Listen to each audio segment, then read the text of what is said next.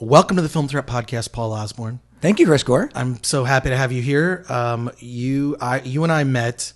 I'm trying to remember. It was a movie that you wrote the screenplay for called 10 Till Noon. Yep. It was on the festival circuit. Yep. And I met you, I want to say San Diego. You and Scott Storm, who directed 10 Till Noon. Yes. Was it San Diego? No, was it? No, it was Phoenix. It was Phoenix. Oh, that's right. It was Phoenix. And then you also played San Diego, and I was there. Yes. For that. Yes. 10 Till, we're going to talk about your movie Cruel Hearts. Excellent. I want to give a little background. So, you just have a really interesting career. Oh, well, thank you. Screenwriter on 10 Till Noon, which I think is an absolutely brilliant small indie movie. Thank you. It's the kind that I think Film Threat loves to champion. It's one of those where I look at it and I'm like, why did this not get into Sundance at the time it came out? You're the screenwriter on that. Then you also went on to direct a documentary about your experience with 10 Till Noon, playing all these kind of, I'm not trying to insult any film festivals. These are B-level film festivals. They're not South by or Sundance or Toronto or Cannes. You played a lot of these smaller B-level film festivals and also had great success at those festivals. Yeah. And so you did that documentary. So you go from screenwriter to doc filmmaker to, then you made a feature that I didn't see. Favor? I did not see Favor. I've not seen Favor. You know, I feel terrible now. Favor's on Tubi. You can watch it for.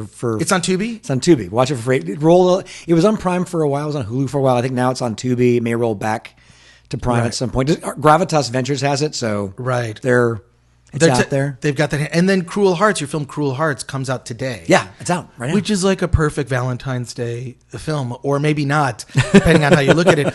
But it also, like, starting with 10 Till Noon, 10 Till Noon is a crime drama that is so cleverly told. Well, thank you. What inspired, like, for those of you, you got to go check out 10 Till Noon.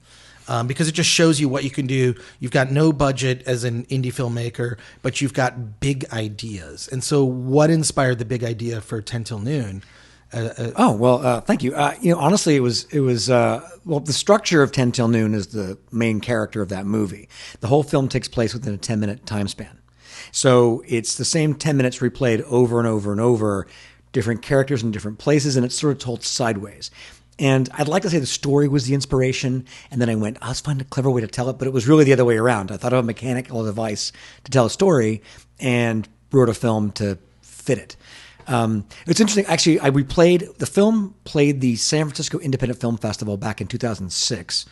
And I played Cruel Hearts there last year, same festival. And at the Q&A, after the Q&A, this guy approached me. He says, I saw 10 Till Noon back here, 13 years ago, and I loved it. I said, well, thanks. He goes, I bought the DVD, and I took the movie, and I digitized it, and I made my own version of it that's 10 minutes long, and I layered all the pieces, all the sequences, all 9 segments side by side, time code style, so you can watch how it all lines up. And I was like, oh my God. He's like, I hope you're not mad. I'm like, no, you got to send me this. Dude, you got to send me this. I want so if we ever do like a BluRay special edition revamp, I'm going to take what he did and we'll put it on there because it's really kind of cool. Well, it's a brilliant way to tell. It's like a series of short films where each one sort of unwraps another layer of what's going on. There's some new piece of information revealed that's fascinating. It's just like, I just feel like as an indie filmmaker, you obviously the odds are already stacked against you because you're an independent filmmaker, right? You have no money. You have the best crew that you can get who will work for almost nothing. And that same goes for the actors. You really are just assembling the best you can possibly get at the level you are. Yeah. So just you're already behind, right? So the way that you win is with big ideas, because that's, I think, where Hollywood fails, because Hollywood just is all about safe bets. Right. Hollywood is all about, here, we're just going to give you that same thing that you always like. Okay, all right. In this, it's a blue colored cape. Which is fine. I love your big, loud superhero film as much as anybody. But if I lived on a diet of that, I would go insane. I need my indies to just like feel that creative passion. But that's where ground is broken. That's where new ideas come from. Exactly. And honestly, if you're an indie filmmaker and you're making a mainstream type movie, stop, because you're not going to be able to compete with the mainstream type movies. Make something unique. Make something esoteric. Make something only you could make. Make something in your voice. Find your voice. And that's really, That's the goal. It's make something only you could do, because then the studios can't compete with it. I completely agree with that. Just, I mean, if you look at Todd Phillips' Joker, right? Yeah. That film is just like, okay, we've seen kind of origin stories, but here's an origin story of a villain, and we're going to tell it in a way that is like an indie movie. I find it really interesting that like Hollywood will sort of cherry pick from indie film in a sense, like, oh, that's great. Let's just do the $50 million version of that. Well, 10 Till Noon, a major production / management company, when the film came out in theaters, asked for a screener. We want to consider you guys for stuff. And they asked for a screener, and we never heard back from them again. But a couple of years later, this movie Vantage Point came out that had gone through that production company. No. And it was very, very similar idea structurally, to the point where one of my actors called me and said, have you seen Vantage Point? No. Did you sell them the rights to 10 Till Noon? Like, they really took that layering idea and really replicated it. Well, yes, but it's sort of like, also flattering, I guess. But a little frustrating. They cherry picked that idea out. By the way, 10 Till Noon lives. It's on Prime right now, but more than that, it's actually going to play theatrically at Phoenix this year, the Phoenix Film Festival. They're doing a 20th anniversary best of, retrospective, and they asked for 10 Till Noon. So 10 Till Noon is actually going to play theatrically for the first time in about 10 years. I just think if you're an indie filmmaker, just struggling with an idea, 10 Till Noon is such a great example of just like, do something original that's like this. Don't do 10 Till Noon. Let a Hollywood company steal that. But just in terms of just like, okay, it's like these series of shorts that it's so layered. First of all, I really would love to see that version. I'll send it to you. The 10-minute version of the movie in 9 screens. Well, it's funny. I go, does the things actually line up? He's like, sometimes. Yeah, because it's not exact. The first 10-minute sequence is exactly to this frame, 10 minutes, and I think the next one's a little. They start going off the 10 minutes. And to Scott Storm, the director, his point was, if they're checking this and they get past the first sequence, they get to the second sequence, they deserve to discover a mistake. Right. Like they've earned the right to be like, ha ha ha. So it's on Amazon Prime. It's on Amazon Prime. You can stream it. Yeah, with subscription, you can stream it right now. The DVDs are available on eBay for like $6. Our distributor went under on that film, but like they must have sold their overstock to some company, because they keep like, I saw 10 for sale. Like, oh my God. So I bought all 10. And then next day, 10 more for sale from the same seller. And I'm like, how many do you guys have? So I looked them up, and they're like a restocker. I have actually bought copies of my own film on Amazon for like $1.99 used. Yeah. My Big Fat Independent Movie. Yeah. Sometimes you got to do it. But it's interesting that 10 Till Noon, in a way, inspired your next movie that you directed, which was Official Rejection. The documentary, yeah. Which, if you're a filmmaker that has ever been on the festival circuit, or if you've ever been rejected from a film festival, a lot of filmmakers, I promise, are watching this right now, probably been rejected from film festivals, from major film festivals, and even your smaller film festivals. And what's interesting is you really give like an inside view of what it's like to take a film on the festival circuit, all the problems that come up. Yeah. Some of the festivals that could be considered scams. Yeah. Right. You dig like right into it. So this all came from like, you're on the tour for 10 Till Noon, and you're like filming Q&As, and you're filming all these different aspects. Did you just like get back and go, I have 100 hours of footage? When did you realize, like when you were on this festival tour, that you were like, okay, I'm making a documentary now? Actually, really early on. It was when we very first signed with our sales agent. And he's like, oh, we submitted these, blah, blah, blah. He's like, oh, no, you can't submit to the smaller festivals first. You got to submit to the bigger festivals first. I'm like, why? So with the bigger festivals want to premiere a movie. It's a premiere status thing. What's premiere status? Oh my God! Well, this is all we knew nothing. So I immediately was like, oh my God, it's political. Of course it is. Right. It's political. It's this. What do you actually? What is it? What does it actually entail? What do you go through? And your book was out. I got the book, but I was also wanted to see. I figured, like, filmmakers make films by definition. They go to film festivals. Someone must have done a documentary on what it's like to be at film festivals, what you do, what you go through, and no one had done it. And I think no one had done it because they didn't want to talk out of school. They didn't want to get blackballed for bad mouthing or saying what it's really like, because there's a lot of negative stuff, and there's a lot of film festivals are tailored mostly to benefit film festivals. filmmakers are benefiting themselves. I mean, whatever. But there was a lot of, I felt there could be a lot of blowback for it. I figured that was probably why. But I'm like, if this doc doesn't exist, someone should make this doc. And then I thought, oh shit, I'm in the perfect position to do that. We're about to go on tour with the movie. And so kind of whatever happened, we shot. So the whole time we were making that on the circuit, we knew we were making the doc, which was great because if something bad would happen, instead of being heartbreaking, like it was like heartbreaking for a second, but it was also like, this is great. This is great. There's a scene, the documentary. The doc, like there's a scene, the big crux of Official Rejection is we're at Indie Fest, Chicago Indie Fest. And filmmaker Blaine Weaver he's got the opening night film and it's like 2 hours late. And the equipment isn't even in the theater and no one is talking to him. There's one volunteer who's stonewalling him and his audience is leaving. It's like a Wednesday night or something. Mm-hmm. So it's like people are trying to go to, and like and he's getting angrier and angrier and it's super frustrating. And I'm just sitting here shooting it. And I didn't know, now he's a good friend of mine, but at the time I really didn't know him that well. And I'm like, is he going to grab my camera and break it over my head? Like, so I'm just filming it thinking, this is terrible for him. This is great for me. This is cool. Because this is, this stuff happens and you're capturing it live. And it doesn't, as I told him while we were shooting it, I said, it's not going to go away unrevenged. And it's going to be seen. Your pain is not going to be dismissed or forgotten. It's going to be the centerpiece of a movie. Well, what's amazing that you did with Official Rejection, and by the way, I still have the hat. Oh, I good. still have the hat that says Official Rejection with the laurels. I got to get more of those made. I have like you should. I have 2 or 3 left, but I should open an Etsy store with those or something. You know what I forgot? I did the commentary track with you for that did. movie. You did. totally forgot that you I had did to the pee during it. What's that? You had to pee during it. Well, I have to pee right now. Can you top me off? Yes. Thank you. well, I've it's just because I have one kidney, so I was born that way, and my mutant superpower is that I pee 10 times more than the average person. Right. I generally always. I don't know that I've ever seen a movie in a theater fully all the way through without having to get up to go to the bathroom. Well, after 40. It's like and you don't buy the big gulp when you go into the cinema. You just I never buy the big gulp. You just don't do it. I don't.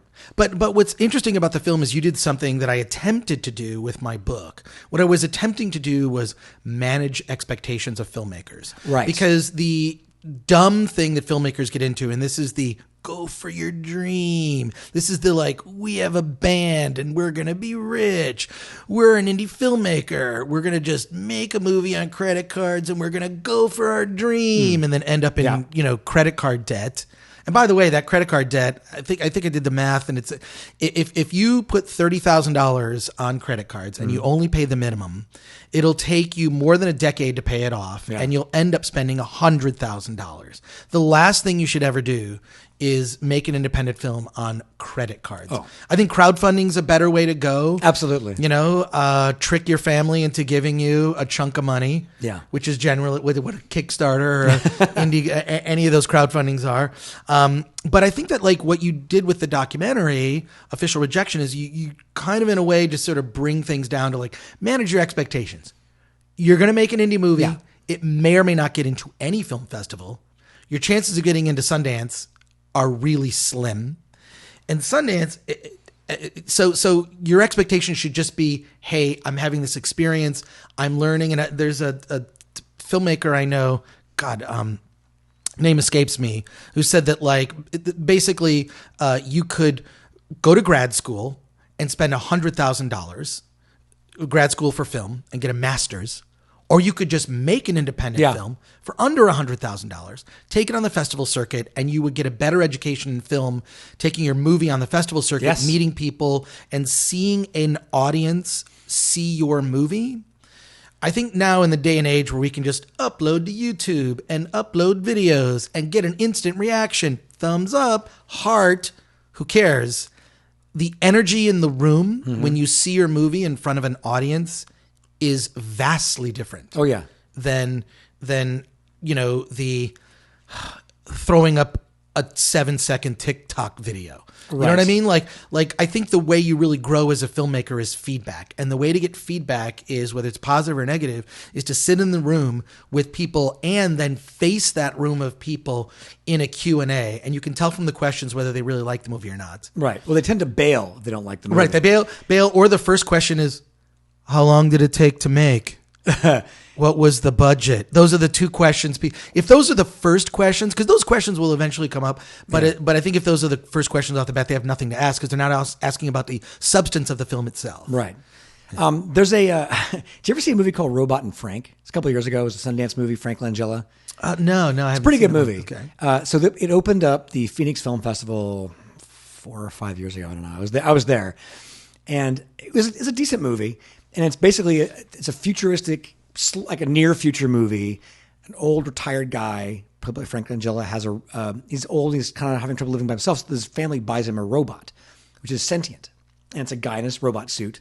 But Frank Langella used to be a thief, and he convinces the robot to go in with him on this scam. It's a pretty good movie. Anyway, the point is that at the Q&A, the first question was like, so how'd you do the robot? Was that CGI or was it animatronics? And he goes, it was a guy in a robot suit. We just put a guy in a robot suit. Next question. So when you say a guy in a robot suit, do you mean like it was computer enhanced? Like it looked realistic. And he's like, it's a guy in a suit. Okay, now I have to see this movie. It went like, but the thing is, it looks like a guy in a suit. But for some reason, he went like 4 or 5 questions deep. And people are going, but so I don't understand. Like, so did you digitally remove, is it a marionette? He's like, how can I say this? Like, so like, am I saying it wrong? Like, we took a guy who's not a robot, a person, and he put on a costume that looks like a robot, and he went beep, boop, boop, beep. Like Anthony Daniels as C-3PO. Yes, they kept asking him, and he couldn't. Finally, I saw him afterwards. I said, dude, it's completely clear what you were saying. Right. And it's not in the movie. It's not. I don't think it's trolling. I think there is always someone. There's always someone at a film festival Q&A that asks a dumb or inappropriate question. That is sort of a makes a statement. That's exactly. It's. I feel like if you take the bingo card, right, the center square is you saw me at a festival. I feel like that's the center square. Right. That's the free space, right? And then the other cards are like all these little things on the bingo card are all these things that always happen at film festivals. Right. And inappropriate question at Q&A is perfect. That comes up. But this is what your movie did, which I thought was amazing. Is this is what it's really like to be at a film festival. That was exactly the point. I feel like when people buy my book, they're still filled with that go for your dream, and I feel like telling someone to go for your dream is like, here is a lot of rope. And you can just go hang yourself, because that's what's going to happen if you're not filled with the reality. That's why I think to backwards engineer your film to go, well, how much are indie movies at this level making money wise? You know, if I do a crowdfund and I own 100% equity stake and I have no debt, maybe that's the way to go. That is the best way to go. There's actually a really good, nothing to do with your movie, but there's a documentary called The Prequels Strike Back. Okay. It's a documentary about a filmmaker who loved the Star Wars prequels, and this is his defense for it. It's actually very good. That's film. really interesting. Really good film. Is it available? Oh yeah, it's available on DVD and digital and whatnot. But there's actually a great part where he explains the music in the film. At the end of episode 1, there's this da da da da da da da da da da da, which if you play it differently, it's da da da. Da da da da da da da da. It's the Emperor's theme. So the victory theme at the end of episode 1 during this amazing parade on Naboo is sort of I forget how it was explained in the documentary. They talked to a music expert who explained, like, if you play it this way, it's the victory theme. If you play it this way, it's the Emperor's theme. There's so many layers, and it made me have a newfound appreciation for the prequels. That's not my point. I have no idea why you went there. I'm not trying to plug this movie, but there's a really good behind the scenes thing about how the filmmakers made that movie, right? So what I love about it is, like, there's this. He goes through and he breaks down the budget. He breaks down the schedule, and he basically made the movie for about $25,000. Right. Like, I mean, no one got paid. It was like, okay, here's our approach. We're going to shoot the movie over the course of a month. We're going to edit, and just get the best movie we can under the circumstances. They went into, it's a really fascinating, like, it's about a 30-minute or so behind the scenes. So I recommend your movie, Official Rejection, and this behind the scenes thing on the prequel Strike Back. And I also recommend that film because I'm in that documentary. I have like maybe 1 or 2 funny lines. Wait, am I in your documentary? Official Rejection? Yeah. You know you are. Am I? Oh, my God. I forget sometimes. All over it. All okay, over it. whatever. I know I was on. Prized interview. I know I did the commentary track just because I had to pee during it. I think I give out my personal email address. I think you did. To see if anybody would write to you. I was just like, and I get like No, you a couple times a month. It made a lot of sense for you to be in that commentary track. Right. You wrote the book. Literally, you wrote the book. Right, but you made the movie. So I think the movie is like, if you're a slow reader, the movie's probably the better way to go. Right. And it's got more Lloyd Kaufman's ass. Right. But I'm sitting here talking to you at this moment, and I have not seen Favor. You bastard. I know. But see, now I really want to see it. Having seen Cruel Hearts, we haven't even talked about Cruel Hearts yet, which is out today. Out today. But Favor, like it has that similar, because I knew when I started watching Cruel Hearts, I'm like, this is not the way it seems. This is not the way this is going to go. I do very twisty. It's a very. They're hard to make trailers for, man, because you can't tell a story past the first 5-10 minutes. No, you can't. If you go past first of all, I mean, that opening scene is shocking. Okay. And what, in 10 Till Noon? Cruel Hearts. Oh, in Cruel Hearts, the opening scene is incredibly shocking. And at first I'm talking about the $9 vodka tonic. That at that bar it's $9. Oh my God. I'm always complaining about like just cocktail prices. Yeah. I have friends that come in from out of town and they're like $14 for a Moscow Mule. Yeah. And I'm like, yes, this is where I live. Well, I think in the script it was $5, and the bartender at the bar we're shooting was like $9. Yeah, exactly. Like, oh shit. No, that's normal okay, for LA. Fuck it, $9. This is why you have to know about all the good dive bars in LA. Yeah. The 35er in Pasadena, Dave's on Broadway in Glendale. I would say Jumbo's Clown Room, but that's not really. The prices there are a bit inflated. I'm scared to go to Jumbo's Clown I Room. love Jumbo's Clown Room. I know you do. It's fun. it's fun because what I like is it's not good for kids, right? Good for kids. It's a bikini. It's just so people are clear. Jumbo's Clown Room. Google it.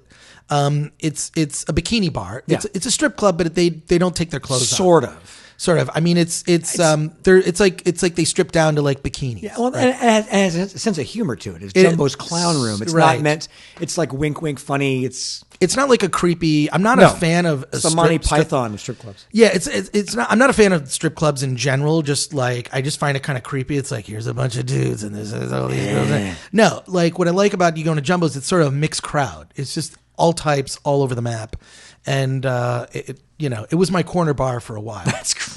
Way That's awesome. Many years ago. How much is the gin and tonic? $9? Oh, I'm sure it's like everything's $9 there. But no. Okay, so let's get the opening scene in Cruel Hearts is just this shocking reveal of a guy. It's in the trailer. It's in the trailer. Yeah, just a regular dude talking to this guy who's clearly a crime. He's involved in some sort of crime syndicate, right? He's clearly involved in bad things. The organization, and basically just admits to him, like, look, I just had sex with your wife, and I'm just trying to get this out of the way, like right now. And you're just like, it's so cringy. Yeah, I didn't realize she was married. When I found out, holy shit, I don't want you to find out later and kill me. So I'm coming to try to get ahead of the train wreck. Yeah, and I don't want to go into more detail, but just I appreciate that. Thank in you. The sense that like it is so twisty and turny and so like unpredictable to the end. And I love that. Who's the actor who plays that guy? Like which guy? The guy, not Bert. The stranger. The stranger. Yeah. Yes, it's called The Stranger. That's why you never know his name. Yeah. In the script. Oh my God! No, wait a second. That's right. He doesn't. I don't know that they've ever said. We never say his Club name. Stud. Club Stud is it's Club Stud. Yeah, he's in the script. He's just as a young guy walks into a bar. That's how the script reads it. And then that's right. when he introduces his name, when he introduces himself, they say, "Who are you?" I'm nobody. I'm just some guy. And in the end credits, it just says some guy. It does. Yeah. Okay. That's so funny. So who's that actor? Alev Aiden. Oh, isn't he great? He is so incredible. Okay, so a couple things about Alev. One, I saw him in a film called Lonely Boy at the Phoenix Film Festival the same year Favor played there. Okay. And Lonely Boy's on Prime also, and I believe it's on Tubi, but it's definitely on Prime. Check it out. He's amazing at it. He wrote it and stars in it. And I saw it and I was like, this is like the best premiere performance I've seen, best debut performance I've seen from anybody since like Pacino in The Godfather. Like it's that fucking good. So I immediately saw him at the party afterwards, like, dude, I want to write something for you. He's like, okay, sure, whatever. Like, that'll happen. And then I did, and then he did this. Then he quit acting. What? He quit acting. Here's the thing. Lonely Boy, he wrote it and he starred in it. Lonely Boy launched him as a writer, not as an actor. And even though he's an excellent actor, and he goes, look, I find them both equally creatively satisfying, but I'm getting an endless amount of writing gigs, and I'm still auditioning, and I hate auditioning, so I'm going to go where the money is. I just saw him 2 months ago. Right. He did the APK interviews for Cruel Hearts. And I said, how you doing? How's the writing going? And I'm walking him outside. He walks up to his Porsche, and he goes, it's going okay. Oh my God! What is he working on a show or something? Shows. He wrote a show for Netflix called what's it called? Hot Shots? I forget what it's about two young actors. He's been writing for Fox. He's been writing like TV shows, pilots, movies. He's like a script doctor. He's been writing up a storm, and he's always like. So he did your movie as kind of a goof. Basically, he was still acting at the time he signed on, and then halfway through shooting, he goes, "Yeah, I'm quitting acting." I'm like, well, what the fuck did I just do to you? Are you having a bad time? He's like, no. I hate auditioning, and I'm like, And it was at first I was kind of frustrated because, you want your actors to go on and become huge because you want to ride their coattails. Right. You're in a sense, you're putting your chips on them. You're investing in them. Right. Like I want you to go off. Like we have an actor in this film called Dawn Brody, and she's a stand-up comedian, and she's amazing, and she's starting to kind of get big, and I'm like, go get a Netflix special because you're also in the next film we shot, right? And it'll all be connected in IMDb. It's all You also have Jan from The Office. Yeah, Melora Hardin. Right. Oh my God, she's so good. Isn't she great? I love her. She's awesome, and she's an awesome person, by the way. Wow. Yeah. No, she's. I mean, she took a part that could have just been a throwaway thing, and she's awesome. Ran with it. Well, what's funny is we shot that movie in December, and they were all night shoots. So it's like, hey, you don't need the money at all, or the exposure, or the part, but can you come film all night for 3 nights right before Christmas? That'd be great. Oh, here's 14 pages of dialogue for one of those nights. Enjoy. Oh my God. Yeah, that scene with her and Alev is 14 minutes long. Oh my God. Well, it's kind of a reveal, so I don't want to say go what there, happens in that there. scene, but it is so great when you find out like what the nature of their relationship is. Well, yeah, and what's really going on, which up until the end, I'm still questioning because I don't trust you. I don't trust you because I've seen your previous films. A sequel where we're just lying. Oh man. Yeah. Okay, so you're in the midst of all this, like, promotion for Cruel Hearts. Yeah. It's out today. It's iTunes. You don't want to brag, but you were telling me when you walked in that it's like new and notable. Yeah. So it's where do you get momentum on iTunes? Right. I couldn't think of the word there for a second. The way you get momentum on iTunes is to be visible. Right. And the best way to be visible is when they put you up on new and notable. And it's rare for an indie film to go up on new and notable. They call it new and notable so they can put up like older films they're trying to push, or that maybe had a sequel coming out, or there's a 99 cents now or whatever. Right. So it's unusual for any indie film anywhere to be listed as new, and like a little indie movie to be listed. Favor got new and notable back in the day, and we did really well on iTunes. Like we were number one horror for 8 days. We were like in the top 10 thriller, top 10 indie for like a week. We did really well with Favor, but times have changed, and you never know with Cruel Hearts. Like it will lightning strike twice. And this morning I woke up to emails from Gravitas saying, "Hey, by the way, you're new and notable on indie and romance," which is awesome. It is kind of a romantic movie. You've seen it in a way. Yes, I feel like it's one of those. It's a love story in a way. Here's the thing: is I feel like for Valentine's Day, it's a safe movie to see. Yeah. In the sense that it's not like creating like an expectation. That I feel like all romantic comedies sort of like ruin I'm not Matthew McConaughey, right? So if we're gonna watch a romantic comedy, it's just sort of like you're never gonna be as cool as the guy in the romantic comedy, right? Because there's reality. And then I feel like your film is the perfect Valentine's Day movie in that sense. But what the line of questioning I want to get into, what I really want to get down to the just sort of deeper layers of, is that as a filmmaker, once you finish this movie for 40 grand or 75 grand, whatever it is, and you wanted to succeed and fly and spread its wings and be successful in the indie film world and gain attention, is you still got to work on that. It's like your job is like, so you not only got to write the movie, raise the money, make the movie, get a distributor, and then you got to promote the movie. And part of that is here, but like why you're here, right? But also because I've been wanting to talk to you for a couple of years, right? You know, it was a good excuse. Yeah, I mean, just like because our paths have crossed so many times, but like, and also I just admire your just fucking. I'm going to do it. Oh, you thank know, you, man. you know, that's just like everyone's in Hollywood waiting to get that opportunity, and it's like no, you just kind of make your own opportunity, and then. You know, and then other it'll attract more opportunities, but you have to make your first opportunity and or second or third and go from there. Just not, and just also like, hey, I'm on a train that's rolling and you can be a part of this train or not. Yeah. The moving train thing is huge. Well, you know, exactly. Mark Duplass did his keynote speech at South by Southwest a few years ago. Yes. I've watched it several times. Yeah, I love that keynote speech. Yeah. If you haven't seen it after this podcast, go listen to it because it's all about how the cavalry's not coming. And it's absolutely true. The other thing I consider is, you know, people go, well, I'll make my little indie film and try to get a step up to getting a blah, blah, blah. It's a stepping stone. It's not as, I don't look at it that way. Mm-hmm. This is my career. Right. You know, this is the fourth film. I have a fifth film I shot last year. Oh, so you have another movie that's waiting in the wings. Yeah, we just shot it last year. I'm cutting it now. I just stopped actually cutting it to work on the promotion for this movie. So actually my head's in two places. It is like a job, but like Alex Ferrari. It's a job. I love Alex Ferrari. Alex Ferrari's great. He does, he does another podcast. Indie Film Hustle. Indie Film Hustle. Yeah. But also he just came out with a book. I had him on the podcast a couple podcasts ago. Oh yeah, no, I listened to it. So he has this whole thing. He's calling it Rise of the Filmtrepreneur. Mm-hmm. And I know that like I wrote this film festival book, which tells you about the festival circuit.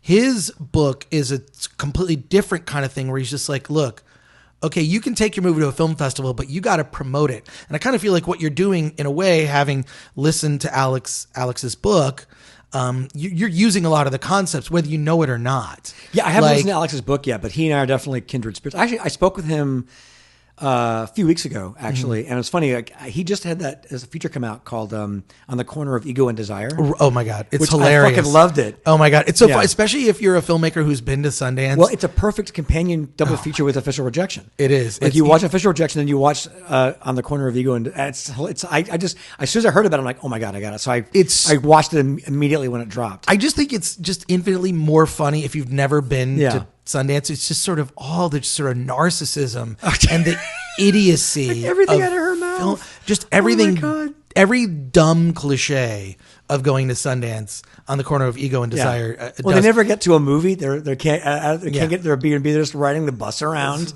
Yeah, and like trying to like. Oh my god, hilarious. But his book, Rise of the Filmtrepreneur, you kind of taken that like it's like you're basically the perfect like test case for that book, which is like. Yeah, like Mark Duplass, right? His speech at South by Southwest. The cavalry isn't coming. No one's you're not going to get $1 million from, from Sony Pictures Classics or Gravitas. You're not going to get $1 million. I don't know, Gravitas. If you have $1 million, you have to give me. It's $1 million. I'll take $1 million. But the whole point is that you just cannot have that expectation. Right. You gotta sort of go into it with your eyes wide open about what your expectations are, which was the whole point I was trying to do with my book is like, here's some ways people have done it. This is bullshit in the industry. And I have a highly tuned bullshit detector. So when I go to these things, that sounds great, whatever. And then I also see the sort of politics of like, oh, this movie got in here because you're friends with so-and-so, or this person you're an alumni, or you're an alumni, or this person is an exec producer. As to me, it's like wrestling, right? Like which is why I'm not. Which, with all due respect to wrestlers and wrestling, I'm not disparaging it. I'm saying they pretty much just work out. Wrestling is it's a show. It's a show. It's a fictional show. It's like fighting improv. Yeah. Right, you kind of know how it's supposed to end. You know, there's sort of key lines. Yeah, but I have incredible. It's Curb Your Enthusiasm, but fighting. Right. Yeah, but I have incredible respect for the great wrestlers. But you do know that the story is sort of worked out, and I kind of feel that way when I see a lot of the major festivals. It's like, well, this is going to happen, and but I feel like if you're going to forge your own path, you really got to just diminish those expectations.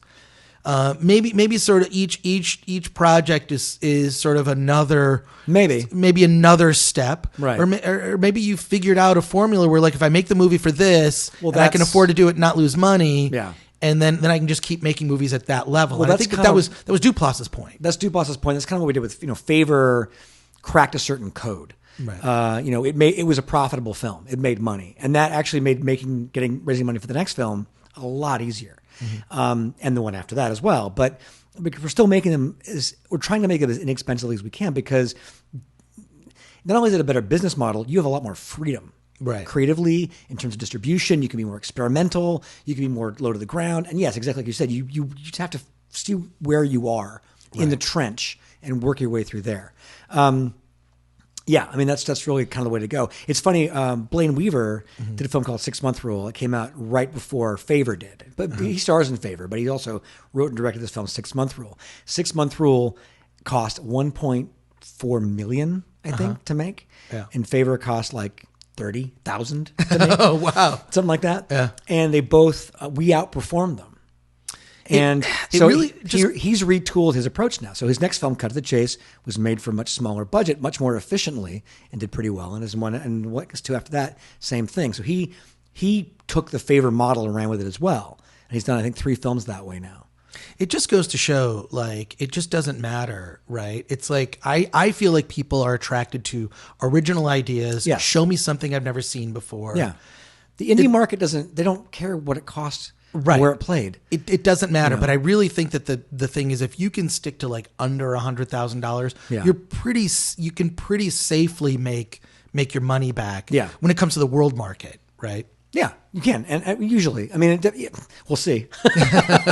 Well, you're still in the midst of it, right? Did you Still sell any foreign rights? Like, we have a foreign sales company called Hughes, and they're working on it right now. So, okay, cool. We'll see how they do.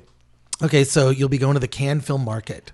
Yeah, I think it started at AFM, and they've been shopping it since there. I haven't got an update, but Princeton, who's the guy over there, is very enthusiastic. So. I've always found, have you been to a film market at all? I have. I was at AFM. AFM? Yeah, it's funny. Okay, this is a great story. So back for 10 till noon. Mm-hmm. So we were at AFM, and we only went there because a friend of mine was like, I want to go and get into AFM. Can you get us into AFM? We can go and look around at AFM. And I was like, yeah, I think so. I knew somebody who had a booth there, and we got a couple badges, and we were in AFM, like the second to last day or third to last day, something like that. We're wandering around, and he knew a guy at Renegade Pictures socially, and he was like, "Oh, is Patrick Renegade Pictures? I want to go," which was the Crystal Skies genre division, and they had like a Ghost Rider and like Baby Geniuses and all these kind of. They had those movies, and so they had some bigger films. And he wanted to go schmooze the guy. And he's like, I need an excuse to schmooze him. I'm like, just say hello. Right. Just we're hi. And he's like, no, you just finished 10 till noon. So you're here shopping it. Go. And he shoves me in the room. And I'm like, I'm not shopping the movie. Like it was literally a week before we were going to have our cast and crew screening. And we were still trying to sign a sales agent. I was not there to shop it. Plus, it's not a film these guys would be interested in. It doesn't have Nicolas Cage in it. Like, you know what? I would say this. I would be more predisposed to talk to someone who just said hi than I would someone who comes in with like some sort of phony agenda. So or Patrick, at least be plain with your agenda. Like, hey, I want to talk to you. I want to get my movie reviewed on Film Threat. And then I would just send them to, so go to the website. Yeah. Right. So Patrick... I was like, tell me about your film. And I'm like, I want out of the conversation right away. I'm like, no, we're not shopping it. We finished one, but it's not really, we're not here to, he's like, well, what are you looking for? I'm like, well, like, I'm looking for anything. Like we just completed it. We're having our cast and crew screening this week. He's like, well, how can I see it? I want to see it. I want to look at it. I'm like, it's not for you. He's like, what do you mean it's not for me? Why can't I see it? What's wrong with it? I go, nothing wrong with it. I'm really proud of it. But you have Nicolas Cage and you have Kathleen Turner movie and you have this and you have this. This is a little movie. There's no big notable actors. It's a story-driven, small indie film. And he said, well, what's it about? I told him, and he's like, well, that sounds great. I'd love to see it. I go, look, we have a sales rep. He's like, well, I'm a foreign sales rep, dude. Like, that's literally what I do. Why won't you let me see the film? I said, I just don't think you'd be interested in it. I don't want to waste your time or mine. So if you really want to see it, we're going to have our cast and crew screening at the Pacific Theater, which is like 1,000-seat theater. Like, we're going to have plenty of seats if you want to see it. on like Thursday. He's like, nah, after AFM, I take a vacation. I said, no, totally cool. Like, look, when we have it ready, if you want, I'll wait on the screening. I'll let you know. So literally get downstairs and my friend's phone's blowing up and it's Patrick going like, can you get me into the screening? And so he shows up. It was a 1,000-seat theater. It was a 1,400-seat theater, the Pacific. Jesus. We got it on a deal because it was like a closed theater. So we had to like fill it. So we filled with everybody we could fucking find. And we had about 900 people in there. It was crazy. Like it felt really full, even though it was like the whole middle was full. Right. So it's like all these people who've been waiting for us to make a movie, the whole team for years. It's all our Confederates. So the film is going to play like fucking gangbusters. Right. And Patrick shows up with like 10 executives from this company because now it's been built up in his mind as this movie he's not allowed to have. So just out there, a little tip: be withholding. Right. Be friendly and withholding because it works. And so suddenly they're there and we're on a greeting line of people to meet these executives from Crystal Sky. And they ended up taking out the movie foreign. Wow. And I'm like, how are you promoting this? Because I was dying. Like, how you don't, because he goes, I'm doing the non-sell. I go, we have this big film with $100 million budget. We have this big film with this high concept. We have this big film from this great IP. And we have this film, little with nobody in it. Why do we have it? It's that good. It's that good that we put it alongside these other films. We believe in this because it's just that good as a movie on its own. And that was his sell. Wow. Isn't that crazy? Oh my God. Well, he now runs Epic Pictures Group. Wow. Well, first of all, that's a really positive story about being at a film market. Yeah. The times that I've been at a film market, I've been to AFM many times. I was actually banned from AFM once because we did an expose. This is in the 90s. What did you do, Chris? In the 90s, we did an expose at AFM where we took pictures, hidden camera pictures of the prostitutes that hung out in the lobby that were used to close deals. Wow. This is back in the 90s, and for a pretty it was. long time, Film Threat, the name, when I would try to get a badge at AFM, did not help. Persona non grata? Yeah. So, whatever. We did an expose on the bullshit of AFM, but I mean, obviously it's evolved, but my whole feeling of going to a film market, whether it's AFM or Cannes or whatever, is that here's how I feel about it. And I feel like it's depressing. I feel like indie filmmakers should go to a film market, but it's also just prepare yourself. It's kind of like, here's the best way to describe it is like, I love cheeseburgers. I love a delicious cheeseburger. I'm sorry. Don't go to the slaughterhouse. Yeah, exactly. But I don't want to go where they kill the cows, carve them up with chainsaws, grind them into beef, and turn them into what will end up being a cheeseburger. Right. And that is my experience. Every time I've been to a film market, it's depressing because it devolves what a movie is into its just sort of, form of just like, this is for sale. Yeah. It's like a supermarket. It's a supermarket for movies. And I got this one. We got a romantic comedy. We got this indie thriller. And then we got that. And we got a Nicolas Cage movie. And I find it very depressing. It's sort of the flip side of a film festival, which is about appreciating the art of film and and discovery. And AFM is just not money. That's it, money. But I think every indie filmmaker should do it just to show, like, look, these are the things you need to know. This is how film festivals work. This is how film markets work. The best way The best way to go is if you have a foreign sales representative. Is to get a badge for the day and just sit in the room. Don't talk to anybody. Don't go on schmoozing. Just sit in the room in the corner like the smoking man on the X-Files and just watch. Watch them come in, watch them go out, watch them watch the reel, watch them take a screener, watch them not take, see what they say. Right.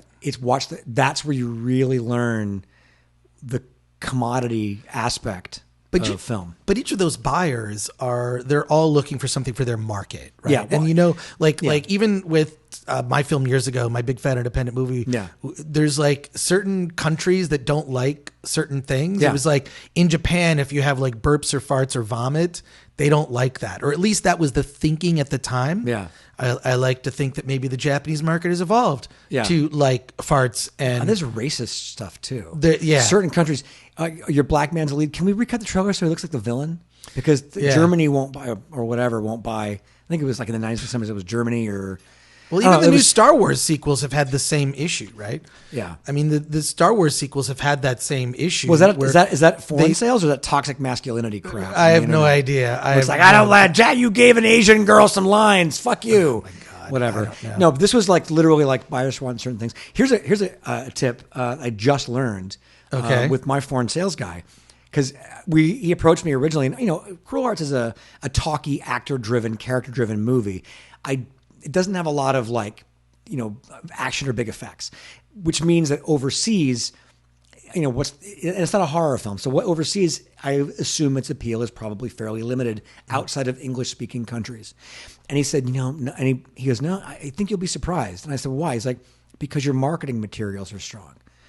Oh, I was going to compliment you on that. Well, thank you. Because you've been posting on Facebook and on the socials all the different rejected Cruel Hearts posters. Yeah, I want to say how rejected they were. Did you just go on Fiverr or something and find We went on a place called Design Crowd.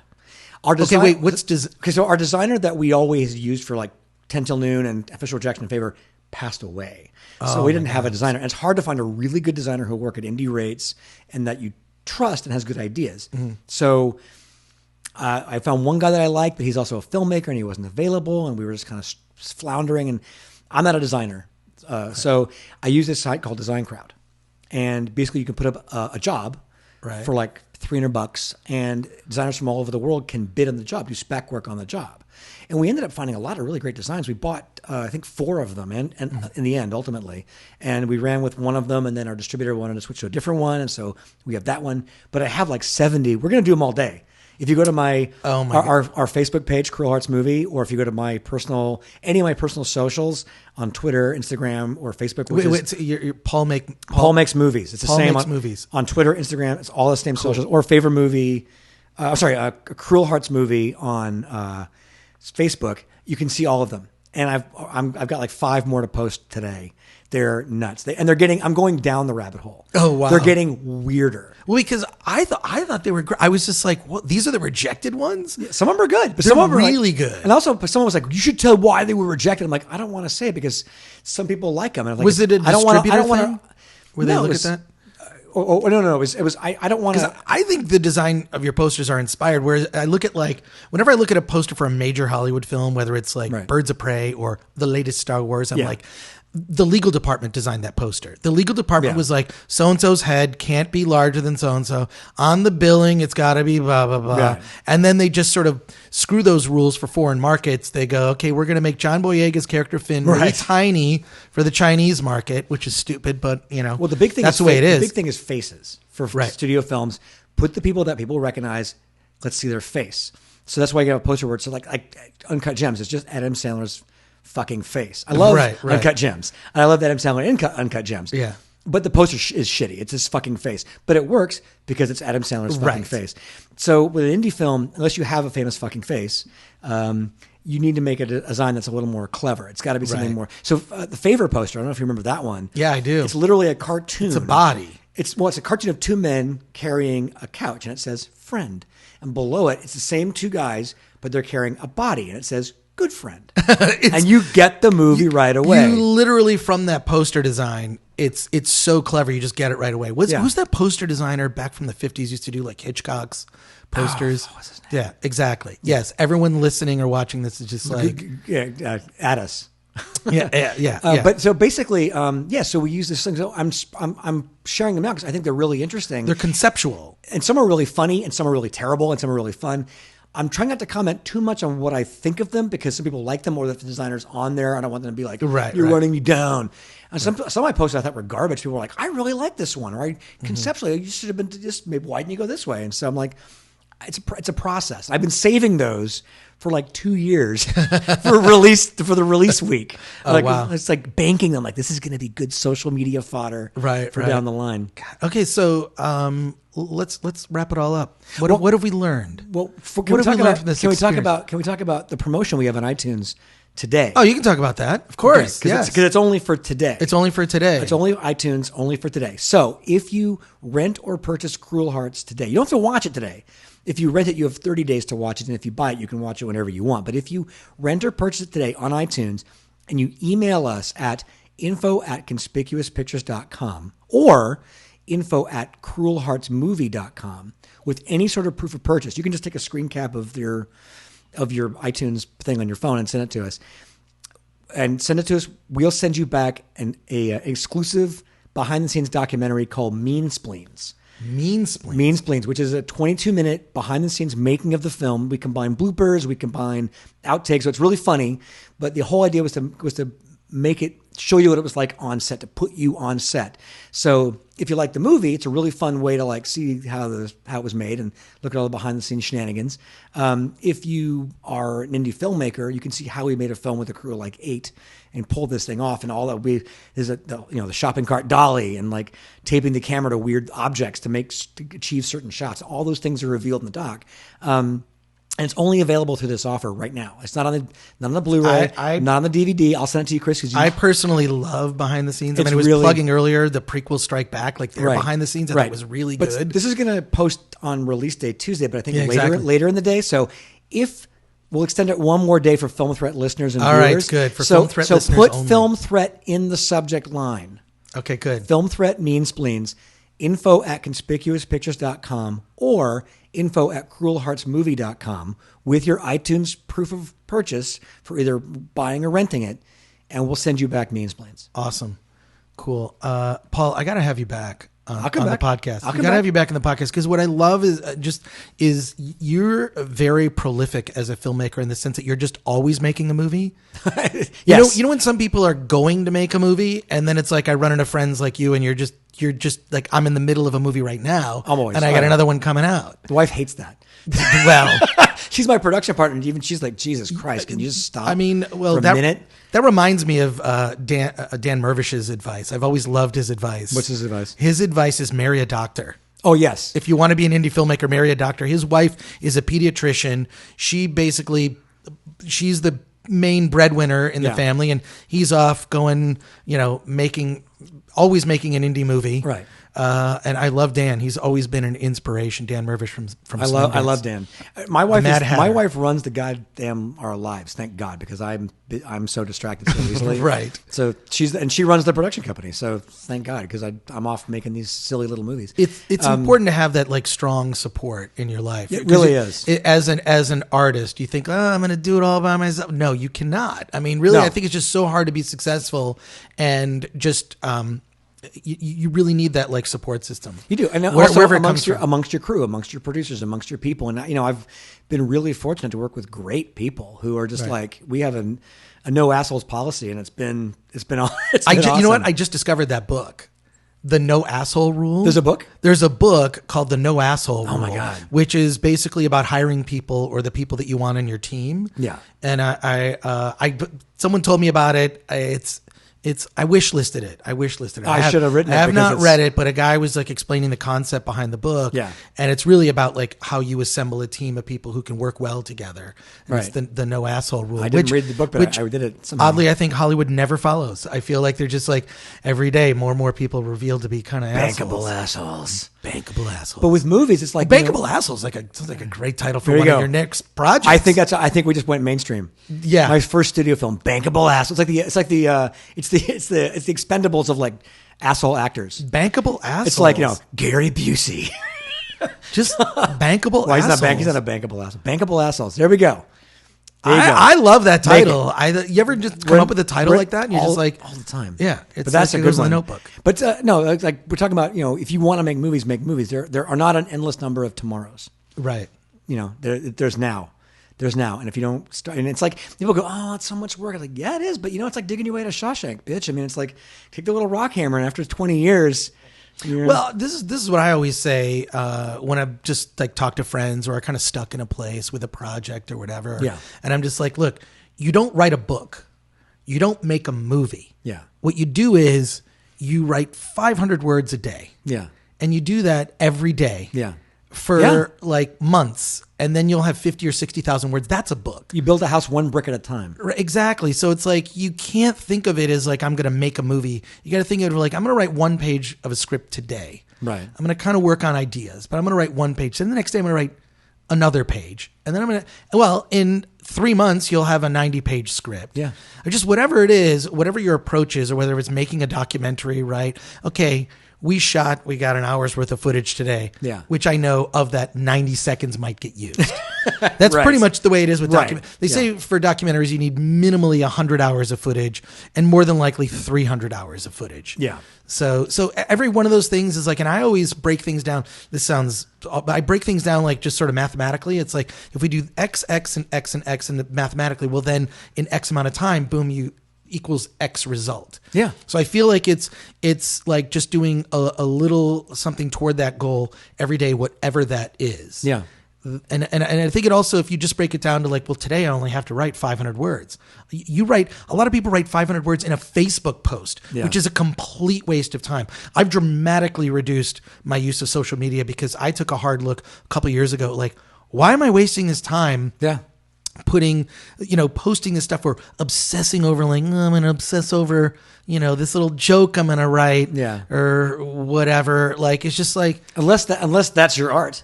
Unless guess posting on Twitter is your art. It is for some people. But I looked at my output over the last decade of using social media, and it dramatically reduced when I leaned into social media. So I'm leaning back, which is why for those of you that follow me on social media, my apologies. It's just not a priority for me. I feel like there are other things that matter. And you said, there's just limited time, right? Which is why I think when I ever break down a project, it's all like this mathematical formula of doing X, Y, and then plus times time, however you want to put it. Yeah. And you just break it down that way, and that's how to go. Time is a more precious and limited commodity than money will ever be. Yeah. Time is the thing. Time is usually your enemy. People ask me, "Oh, can you read the script or can you cut this trailer for me?" And I'm like, I'll pay you. I'm like, I don't have.